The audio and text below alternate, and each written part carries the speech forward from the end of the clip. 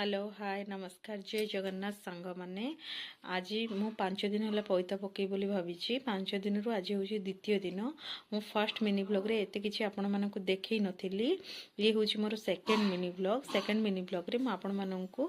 सकाळ राति जाए कौन कौन सब सेठी मंदिर रे हेइथिला सब देखैबी मु मोर एते वीडियो क्लिप नहीं पारिनी जेतिकी वीडियो क्लिप मो तरफ रु हेइछि मु सेति केवल नेइछि आ मंदिर रे बहुत भीड़ जोगु मंदिर रे एते बेसी नहीं पारनी आम गाँ मंदिर खगड़ेश्वर मंदिर मो घर हूँ बालेश्वर जिले में तो बालेश्वर जिले में या आम पैता पका बोली कहूँ अन्य को जिले में कौन कहुए अन्य को डिस्ट्रिक्ट रे कौन कहुए आपण सहर में कौन कहुए आपण मते वीडियो माध्यम कमेंट माध्यम निश्चय लिखि चलो देखिए कौन कौन हो प्रथम आम आसी जाइलु गाधोवाई ये गोटे गड़िया अच्छे से गड़िया गाधोई समस्ते दंड मार्च आम मो भौणी दंड मार्लु आम दीज जेहेतु पैता पकईचु से आम दीज सारा दंड मार्लु ये गड़िया आम गाधेलु गाधोई सारापर आम मंदिर रे पूजा करने आसलु मंदिर रे पूजा करने आगु मुझे यही मंदिर व्यू देखा देखु जो मैंने सब दंड मार्ते से सब दंड मार्चंती आ छोट छोट छुआ माने मध्य बहुत पैता पकईछंती एठी जार जेमिति इच्छा से सेमिति पैता पकईछंती पैता पका 5 दिन रे हुए 7 दिन रे हुए 9 दिन रे हुए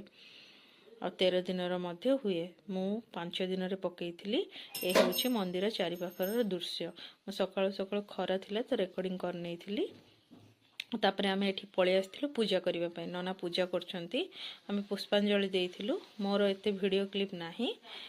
तो मोर एते वीडियो क्लिप नेइनी पूजा करिबा समय रे म आगु को चेष्टा करिवि मोर वीडियो क्लिप नबा पई तापर एठी पूजा कर सारे आम पळि आस्थिलु चंदन लगेबा पई एठी मो भौणी ठिया हेछि मो पुओ मध्य ठिया हेछि